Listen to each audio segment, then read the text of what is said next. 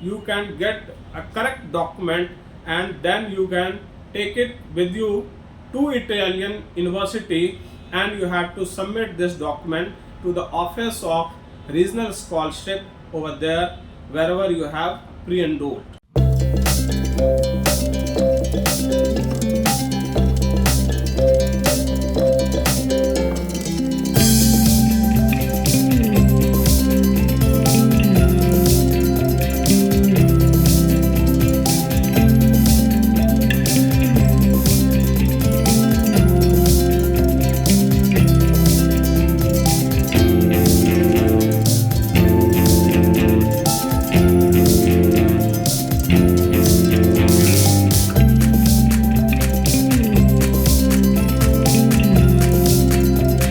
Hello friends, welcome to my career Pathshala and Merit Pathshala. Today we are going to discuss the IMAT documentation. Yes, you heard it right. The MBBS program in Italy, it requires an entrance test along with the documentation of many things like pre-enrollment for your DoV and for your scholarship and also for the visa obviously. So in a chronology, we will see that what are the documents you have to prepare at the very first hand and also in what format it should be. So there are academics and non-academic documents, and these are specified for your admission, also for your declaration of value. That is very important because it is equivalent to your equivalence of certificate on which you are allowed to take admission and pursue the course in Italian public universities. Therefore, it is very important to know the checklist of DoV first. Also, along with this thing, you must also clarify with the university that whether they want the DoV or the CIMEA. It's CIMEA, but it is pronounced as CIMEA.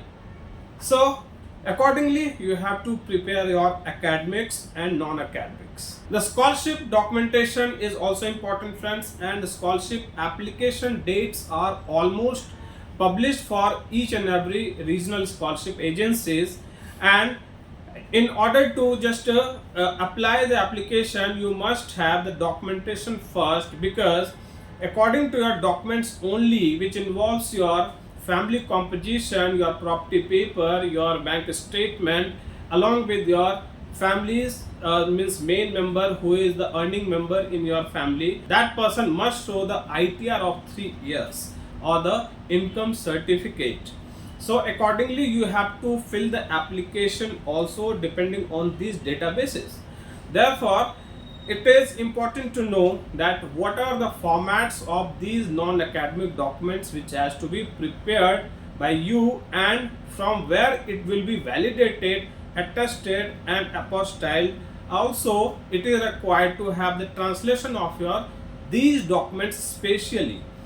So as of now, when you have only these as an idea, then you can contact us, Mycareerpathshala and the Merit Pathshala, that how you can prepare these documents. Also, we are providing the services for these things, and on a nominal cost only we are giving you such services. Some of the crucial things are there where your academic documents has to be attested by the Education Ministry. Then only you can get the HRD and Ministry of External Affairs apostille attestation from Delhi office. So this is very much required that your 12th academics, like your mark sheet, it should be attested by the Education Ministry or the Education Department of your state from where you have completed your 12th grade.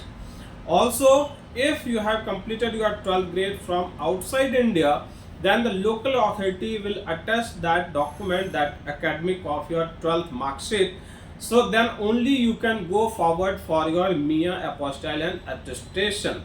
And mind it that the DoV checklist, also the visa checklist, it mentions clearly that you should not get, or the SDM attestation or the SDM stamp will not be accepted in any case.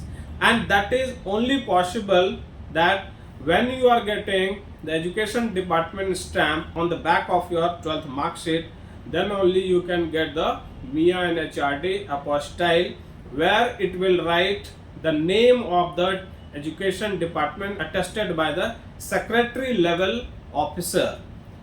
So this is the very crucial point where you have to be alert.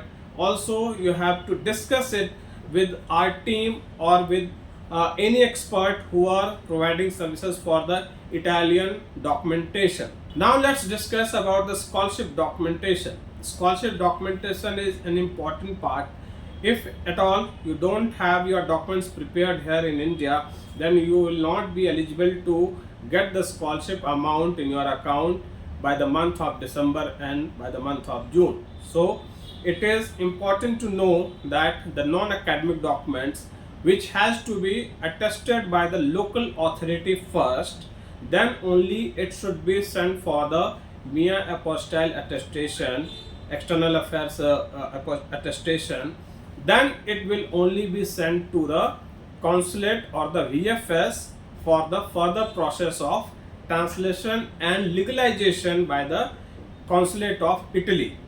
So this is in a chronology I am showing you here, that first you have to get your documents, non-academic documents, which I have mentioned earlier about your family composition and all. Those documents will be attested by the local authority like municipality, village officer, or the local MLA, like those kind of people who are into the society, and they will be attesting this. Therefore you can go to VFS for your next process. In between you have to get the attestation and apostille of MIA, then only you can go to VFS for the consulate legalization and translation process.